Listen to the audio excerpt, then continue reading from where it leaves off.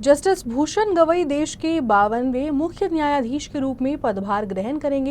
ये पहली बार होगा जब अमरावती से कोई देश का मुख्य न्यायाधीश बन रहा है। जस्टिस भूषण गवई मूल रूप से अमरावती जिले के हैं और वो जस्टिस संजीव खन्ना के स्थान पर ये पद संभालेंगे। मुख्य न्यायाधीश के रूप में जस्टिस गवई का कार्यकाल लगभग 6 महीने का होगा। भारत के अगले सीजेआई के तौर पर न्यायमूर्ति भूषण रामकृष्ण गवई आज पद संभालेंगे। सीजेआई खन्ना ने केंद्र सरकार से भूषण गवई के नाम की सिफारिश की थी, जिसके बाद कानून मंत्रालय ने जस्टिस गवई की भारत के 52वें मुख्य न्यायाधीश के रूप में नियुक्ति की अधिसूचना जारी की है। जस्टिस गवई का कार्यकाल 6 महीने का होगा।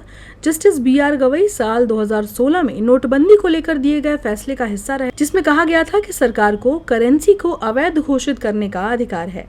इसके अलावा जस्टिस गवई बुलडोजर कार्रवाई के खिलाफ दिए आदेश का भी हिस्सा रहे और इलेक्टोरल बोर्ड को लेकर फैसला देने वाली पीठ का भी हिस्सा रहे।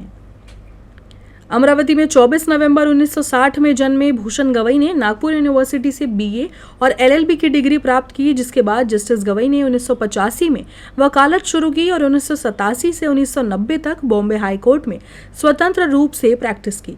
इसके बाद उन्होंने नागपुर बेंच में संवैधानिक और प्रशासनिक कानून में विशेषज्ञता हासिल की।